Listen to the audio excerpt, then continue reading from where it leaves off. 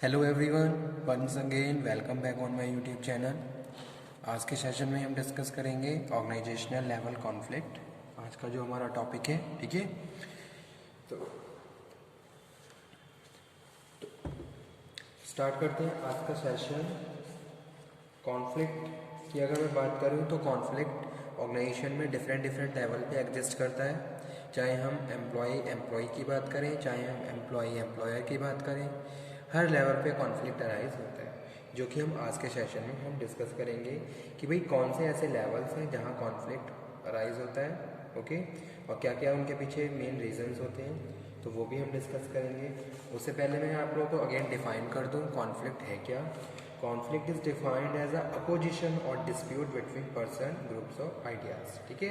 अगर दो लोगों के बीच आपस में क्या है, सेम ओपिनियंस नहीं है, उनके इंटरेस्ट कॉमन नहीं है, ओके, उनके गोल कॉमन नहीं है, वो गोल आपस में शेयर नहीं कर रहे हैं, उनके व्यूज़ डिफरेंट हैं, ओपिनियन मैच नहीं करते हैं, in that case conflict will be arise, okay.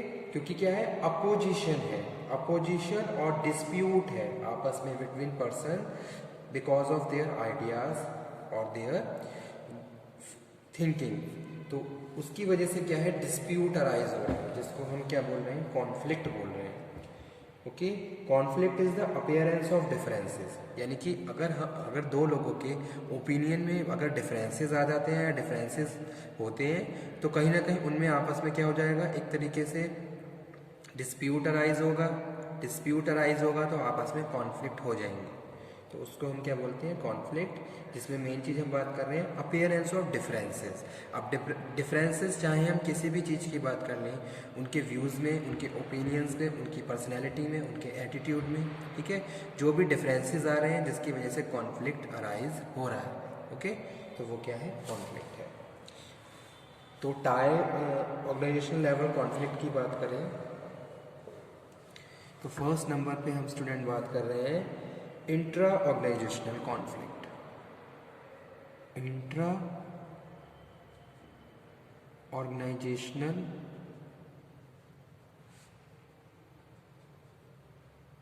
Conflict, ठीक है। The reason of conflict is an organisation are many but mainly 3 kinds of interpersonal strain. बहुत सारे रीजंस हो सकते हैं इंट्रा में, लेकिन जो मेन 3 काइंड्स की हैं, पहला क्या है, horizontal conflict. Horizontal conflict, horizontal conflict में हम बात कर रहे हैं, horizontal conflict refers to the conflict between employees और department at the same hierarchical level in the organisation, ठीक है। यानी कि जो हॉरिजॉन्टल कॉन्फ्लिक्ट होता है सेम हायरार्किकल लेवल्स पे होता है,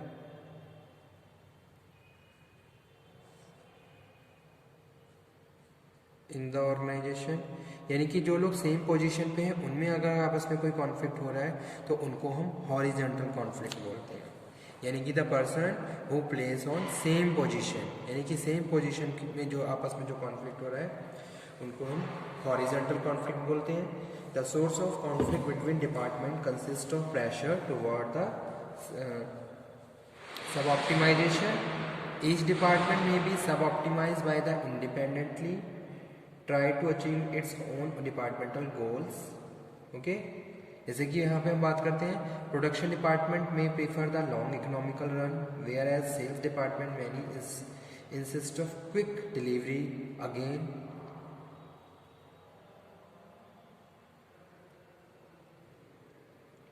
ठीक है, तो दोनों में आपस में क्या है, डिफरेंट उनके ऑब्जेक्टिव हैं, जहाँ उनके फंक्शंस में भी क्या है, थोड़ा डिफरेंसेस है, लेकिन अगर आपस में इसकी वजह से भी वो गोल्स अचीव आगे पीछे कर रहे हैं, किसी का गोल इजीली अचीव हो रहा है, किसी का गोल इजीली अचीव नहीं हो रहा है, तो उनमें क्या हो जाएगा, कॉन्फ्लिक्ट अराइज हो सकता है डिपार्टमेंट लेवल्स पे, तो उसको हम हॉरिजॉन्टल कॉन्फ्लिक्ट बोलते हैं। सेकेंड हम बात कर रहे हैं vertical conflict. Vertical conflict,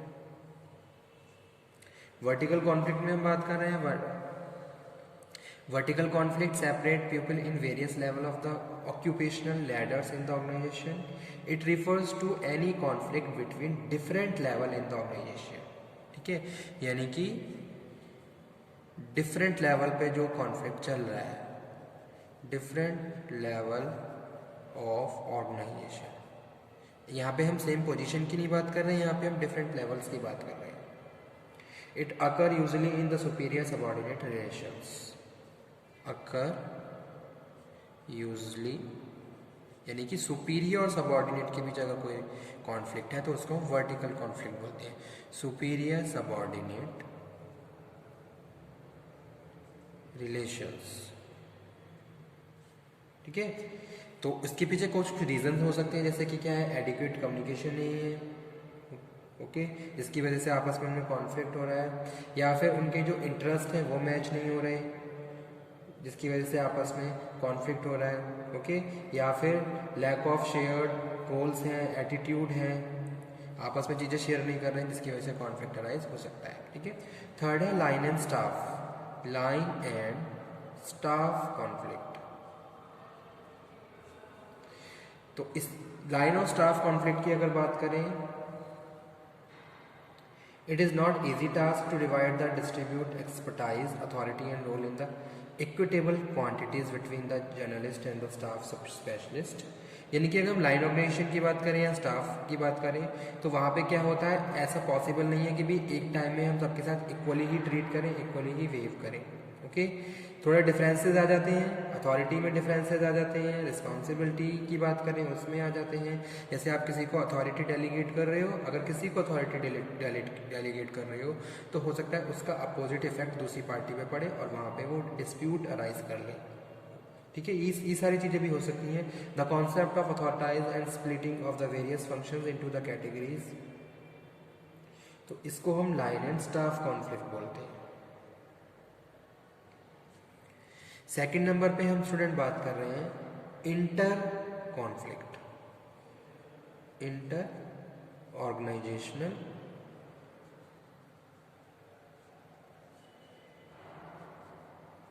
conflict, ठीक है। Inter organisational interaction result in the conflict among different organisation.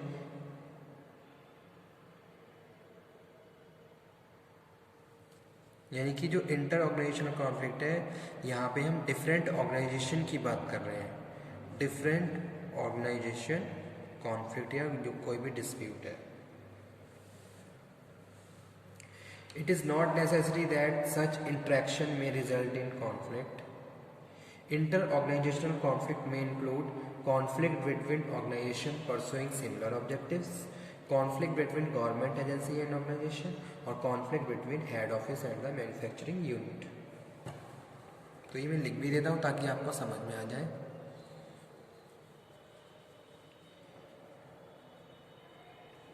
Inter organisation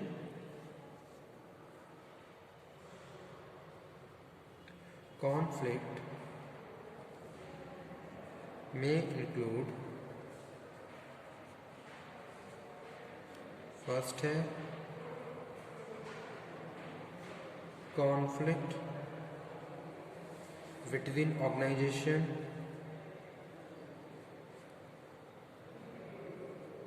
pursuing similar objectives,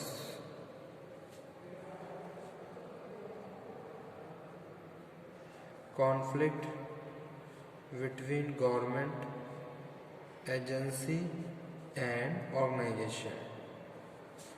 और थर्ड नंबर पे बात कर रहे हैं conflict between head office and manufacturing unit, manufacturing unit.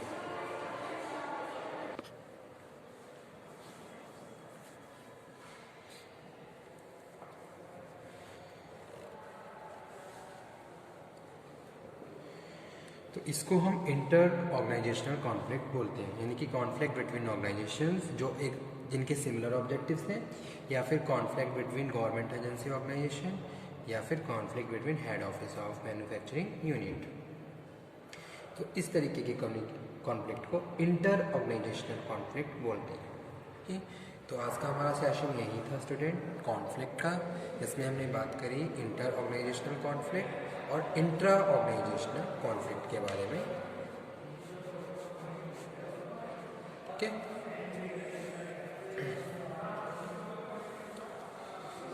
Okay students,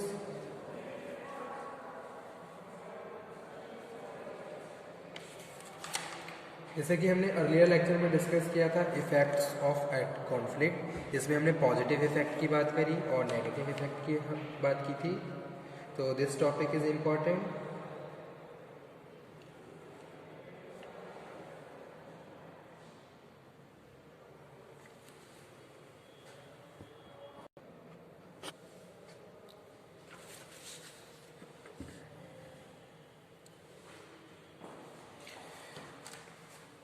okay students, आज के सेशन को हम यहीं पे फिनिश करते हैं।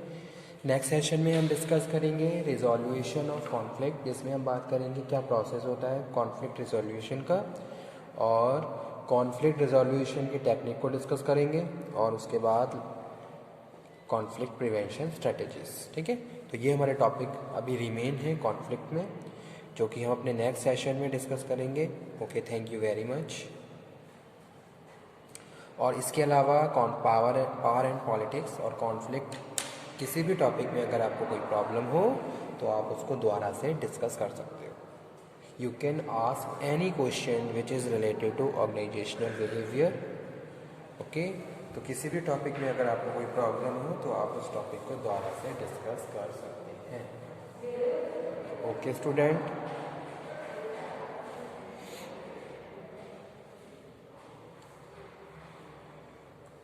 थैंक यू वेरी मच आज के सेशन के लिए।